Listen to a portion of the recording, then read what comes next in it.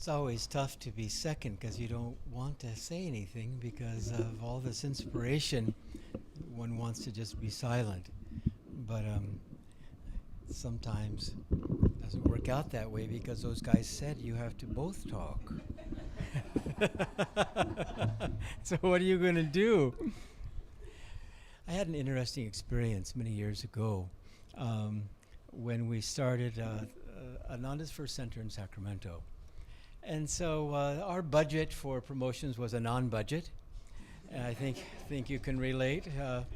With these early startups, takes a little while to get that momentum going. And so I decided, well, I've got to do something, years before, when we were promoting Swami Kriyananda in Reno, which is not far from the community in Northern California. It's kind of embarrassing to recollect what we did. We didn't know any different. We made little signs and posted them all over the telephone poles. Kriyananda is coming. I mean, what was that? And a few other things, but that was basically it. I thought, oh my gosh, hopefully I can do better than that. So this was the effort. Oh, maybe 5 or 6 years later, not much better, but a little bit better. It's all directional. And so I printed up these little, whatever they were, no doubt advertisements for some classes, and I thought, well, I really don't want to do this, but I don't know what else to do with my budget. So I thought, well, I'll go to one of the large malls. We have malls there too, in Northern California, the capital, Sacramento. And I'll post these little things. There were no picture. It was just a little write-up. And I'll put them on the windshields of cars. I thought, well, gee, I don't know if they'll like that, but I'll do it anyway. And so I was going up and down and feeling fairly good because I was doing volume. I had a big stack and 50 and 75 and 100 and 300 and so on. Well, finally my karma hit. Someone didn't like it. And so I was way, way down a whole row of cars, and someone started yelling, and I thought, well, hopefully he's yelling at somebody else. No such luck. He was yelling at me. He was unhappy that I had put this on his windshield. And so I thought, well, I did it. I've got to face the music. I would have liked to have just bolted and run away, and he couldn't have found me perhaps. But I thought, well, no, I did this. I should face the music. So I turned around and I began walking toward him, and he was mad. And I thought, well, let's see what's up. And so he started just, going after me. And apparently he was an Orthodox Christian, and he didn't like all this yoga stuff. It was offensive to him. And so my hair was almost streaming back. He was just pouring the energy into me. And so finally I thought, well, after a few minutes, that was enough. He had shared plenty. And so I said something just to shock him. And he was just stunned by all of a sudden this reaction I had, the word stop it. I had had plenty.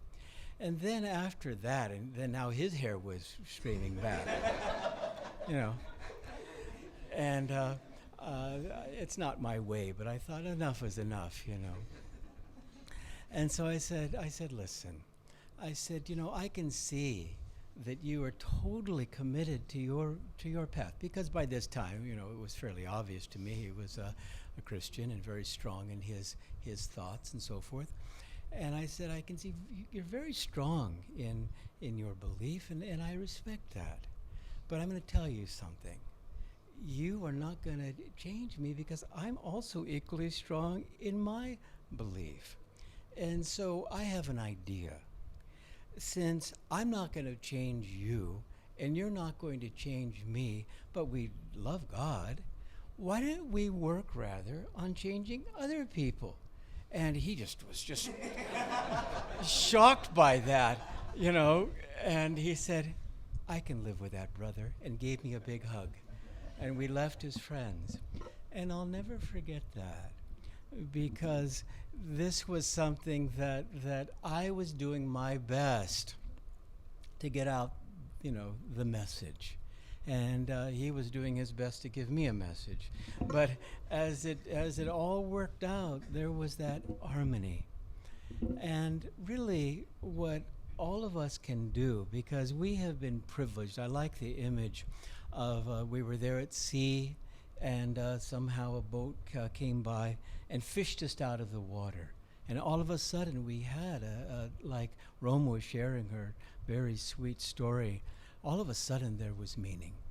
All of a sudden our heart was open. All of a sudden the confusion and the veil and all of that was, sufficiently gone so that we could begin to negotiate in our lives. And so now for us, because we really are on the boat, and the boat is heading now toward the shores of fulfillment. We know in our heart of hearts that really we are going to be awakened from this Maya, hopefully this lifetime. But we now have this growing confidence that we now are in possession of a treasure of treasures. And so now that we're on the boat, it's a good thing to look out there upon the sea and see if there's anybody else out there trying to clamber aboard. And of course there are. And in the workplace and with the relatives and in so many different instances, we know just a glance that here's someone that could use a little bit of encouragement. And that gives us the incentive to work on our attunement, so that if that opportunity does come, someone in the grocery store that is looking a little bit down, then we give them a smile and we encourage them. I love the thought.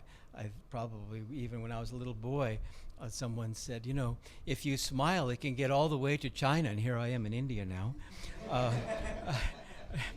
And I thought, that makes sense. That makes sense. You smile, and then the other one, oh, and then they smile, and pretty soon, that ripple effect. And so the main thing is, as we're working on loving the Lord our God with all our heart, mind, soul, and strength, through meditation, through our seva, through our friendships, we need to keep in mind that we are instruments now for something that's very special. And all you have to do is to look back before you got on the boat, when we were basically just trying to survive. And at that point, it was almost glug, glug, glug. Can we make it through this incarnation? Because there were so many possibilities of things to do, and so many opinions, and all of these things that I think for many of us was a tough time, perhaps even a confusing time. But now that we've got sufficient light, and we are very aware that it comes from the great ones and comes from God and so forth, now what can we do to give back? And the fun of it is that it's ever new. One moment it is, putting up a poster. The next moment it is doing some seva. On and on it goes. But the thought being to be expansive. It's the nature of joy to expand. And when I first heard that, I thought that could be translated in many ways. In many ways. It can be translated through prayer. Little do people know, as Yogananda said, what radical changes are possible through prayer. Just sending light. It has changed my life. Many times I'll be out there in the city or something, and there'll be someone who's not, perhaps very pleasant, and I'll think, well, just send them light. That's all. They'll receive that on a soul level. That's a fact, because we're all souls. We're all in a state of perfection. They may not receive it that very, very moment, but in time, because no energy is lost, they are going to receive that. And how many times have we been prayed for? How many times have we been lifted up? We are at the point where we are right now because we have been helped enormously over the incarnations, enormously.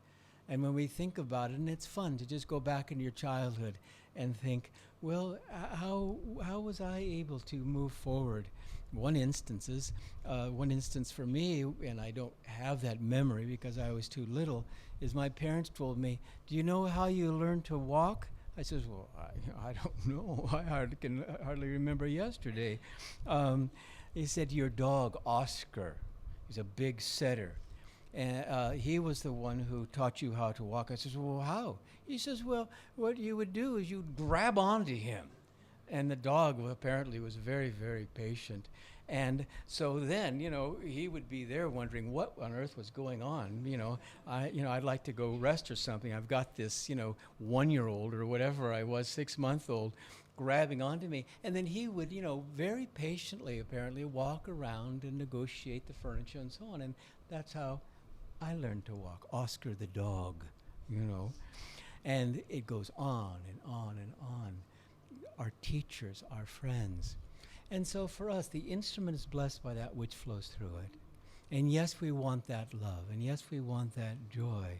But as Swamiji has told us in so many, many ways, if you want that love, then give love. If you want that joy, then be an instrument for joy.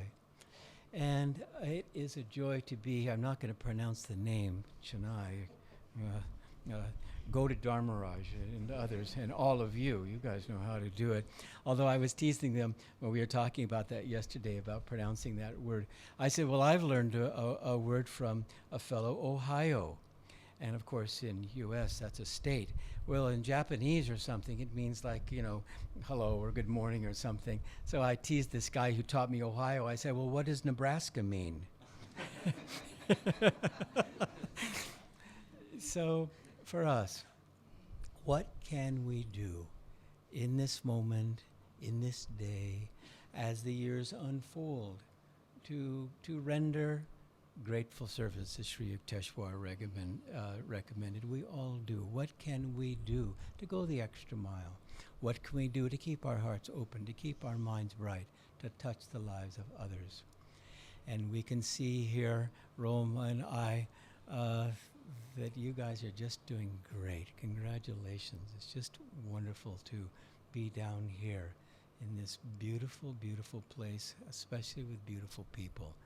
And you've worked very hard to get to this point. So keep up the good work. God bless you.